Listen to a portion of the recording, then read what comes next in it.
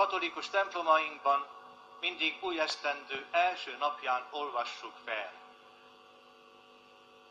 Isten meghagyja Mózesnek, hogy áldják meg a népet Áron és az ő fiai.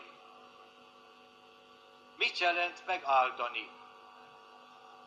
Azt jelenti, hogy akarom, hogy élj, és akarom, hogy még jobban élj.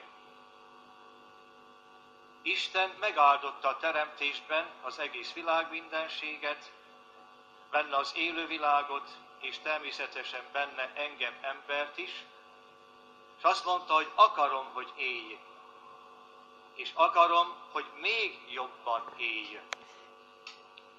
És az embereken keresztül megáldotta népeket is, a mi népünket is, és arra is azt mondta, akarom, hogy szülőföldeden élj, és még jobban élj. Hát, kedves testvéreim, ezt az áldást élvezzük most a Jóistennek a gyönyörű teremtett világában, a Csíkitájban, ahol ezt a teret betöltöttük, de ahonnan Isten áldását és a boldogságos szűzanya áldását akarjuk magunkkal vinni, hogy betöltsük azt az életteret is, ahol mindennapjainkat éljük.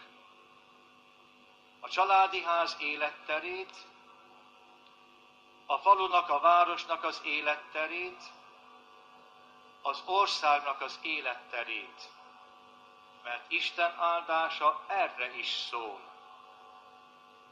És ha jó nekünk itt, a Somlyói Szenthegyen összekapaszkodva imádkozni, akkor ebből erőt kell merítsünk ahhoz, hogy otthon is, családomban, házastársammal, gyermekemmel, de falummal is, mint egyházközség, és így egyesülve egész népemmel, összekapaszkodva imádkozzunk, Isten áldását kérve, de nekünk adott életteret betöltsük.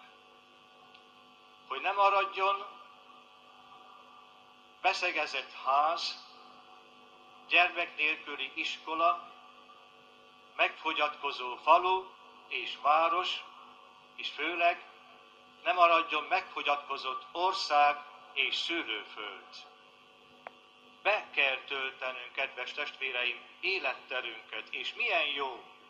Gondolom mindenkinek maga a látvány is szép, de a lelki látvány és összetartozás, hogy összekapaszkodva imádkozunk itt, még inkább lelket, szívet és eszmét melengető.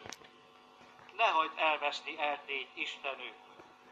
Ne hagyd, hogy mi veszejtsük el édes szülőföldünket azzal, hogy hagyjuk elnéptelenedni, mert iskoláink évről évre egyre kevesebb gyermeket tanítanak, mert fiataljaink a megélhetésért elkivándorolnak, kényszerülnek arra, hogy itt hagyják szülőföldjüket, mert családjaink szétszülenek, mert időseink és betegeink átdolgozott emberi élet után a legszennyebb emberi élethez szükségeseket is nélkülözniük kell.